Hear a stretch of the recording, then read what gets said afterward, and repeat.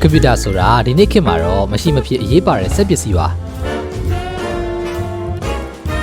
အိမ်သုံးကြောင်းသုံးရုံးသုံးစသဖြင့်နေရာတိုင်းမှာသုံးနေရပါတယ်ဒါကြောင့်ဒီစကားကြားဘူးကြလားတိုးတက်ချင်ရင်အင်္ဂလိပ်စာနဲ့ကွန်ပျူတာကိုသင်ရမယ်ဆိုတာလေဆိုတော့ကျွန်တော်ရောကွန်ပျူတာကိုဘယ်ကနေစလေ့လာခဲ့တယ်လို့ထင်ပါတယ်လေ2020ကိုဗစ်ကာလဒီအချိန်မှာကွန်ပျူတာသင်တန်းကို9000နဲ့ဖွင့်တယ်ဆိုတာလေးသွားတွေ့တယ်ဒါကဆရာကောင်းစီသူရဲ့မြန်မာပြည် online class ကနေဖွင့်တာပါကျွန်တော်ဒီကနေစလေ့လာဖြစ်တယ်လို့ဆိုပါတော့အခု9နှစ်အကြာပြီး2025မှာဆိုရင်တော့ကျွန်တော်လက်ထဲဒီစာအုပ်လေးရောက်လာခဲ့ပါတယ်ဒါကလည်းမြန်မာပြည် online class ကဆရာကောင်းစီသူကိုယ်တိုင်ရေးသားထားတဲ့ကွန်ပျူတာအခြေခံလက်ဆွဲစာအုပ်ပဲဖြစ်ပါတယ်ဆိုတော့ကွန်ပျူတာလေ့လာဖို့အတွက်ဆိုရင်ဒီစာအုပ်လေးသုံးကြည့်ဖို့လည်းအကြံပေးချင်ပါတယ်ပထမဆုံးတွေးရမှာကတော့ကွန်ပျူတာဆိုတာဘာလဲ